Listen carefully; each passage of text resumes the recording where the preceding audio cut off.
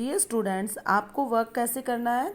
देखो बेटा, जो आपने टर्म फर्स्ट का वर्क किया था समर वेकेशन से पहले, तो आपको उसी कॉपी में वर्क करना है हिंदी ए का।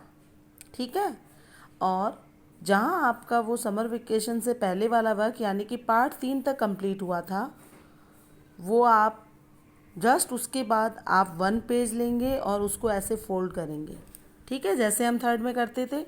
फोल्ड करने के बाद आप उस पर लिखेंगे मिड टर्म। मिड टर्म लिखने के बाद आपको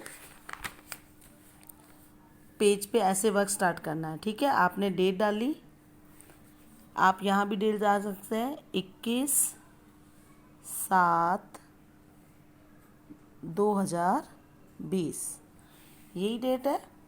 अब हम लिखेंगे रेड वाली लाइन को छोड़ते हुए हम लिखेंगे पार्ट 4 लालची बंदर कविता।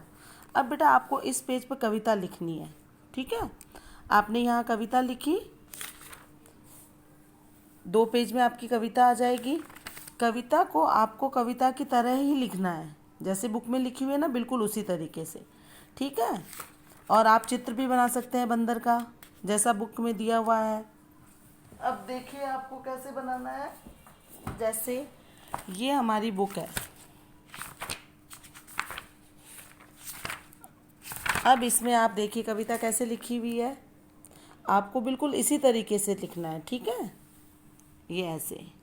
और आप ये वाला एक चित्र बना सकते हैं बंदर वाला, सिर्फ एक ही पिक्चर बनानी है।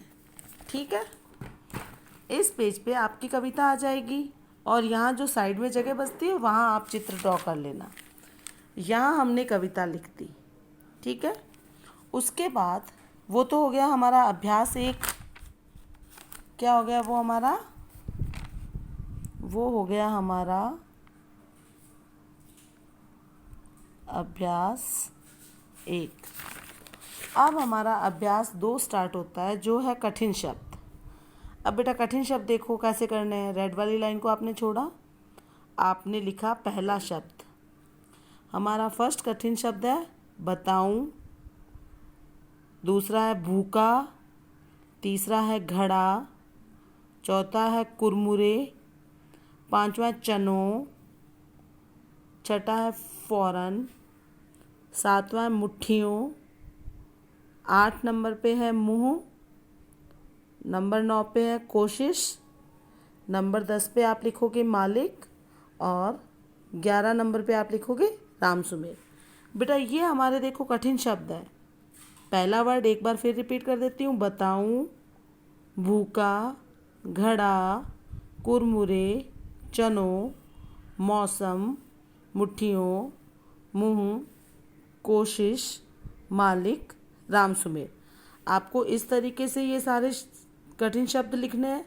ठीक है, फिर देखो आपको ऐसे HW यानी कि ये आपका होमवर्क है। 2 बार आपको ये और करना है। इन कठिन शब्दों को आप 3 बार लिखेंगे। ठीक है, यहाँ भी लिखेंगे आप, यहाँ भी लिखेंगे बताऊं बताऊं। ओके, इस तरीके से जैसे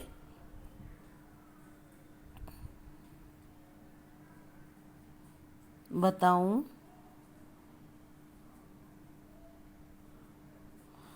आपको इस तरीके से इन शब्दों को 3-3 बार लिखना है। उसके बाद हमारी जो सेकंड एक्सरसाइज है वो है शब्दार्थ। तो बेटा अब शब्दार्थ में ये देखिए, ये हमारे पास कितने शब्द लिखने हैं, हमें 8 शब्द लिखने हैं और 8 का अर्थ लिखना है।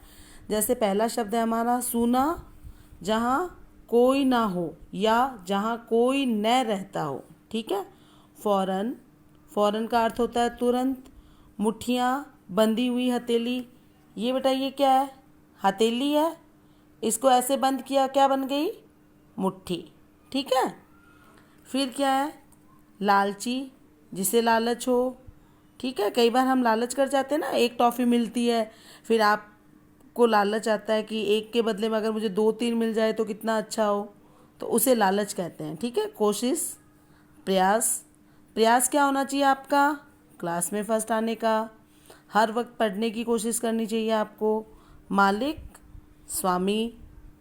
ठीक है, खुद, स्वयं। आप बोलते हो ये काम मैं खुद कर लूँगा, यानी कि अपने आप के लिए, स्वयं। गलती, भूल। तो ये आपका अभ्यास 3 है, शब्दार्थ।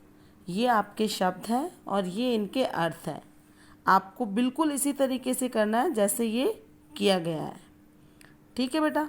उसके बाद जो हमारी एक्सरसाइज, बुक एक्सरसाइज थी, वो तो हमने बुक में कर ली।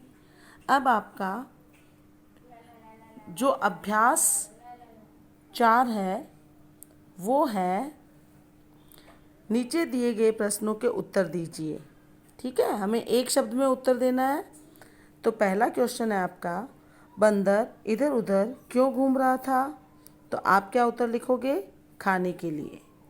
क्वेश्चन नंबर 2 है, बंदर को सूने घर में क्या दिखाई दिया? और आपका उत्तर होगा भुने चनों का घड़ा। डंडा लेकर कौन आ गया? कौन आ गया था? तो आपका उत्तर होगा मालिक राम सुमेर। ओके। आज के लिए बेटा हमें ये 3 ही एक्सरसाइज, 4 एक्सरसाइज करनी है। पहली क्या हो गई हमारी?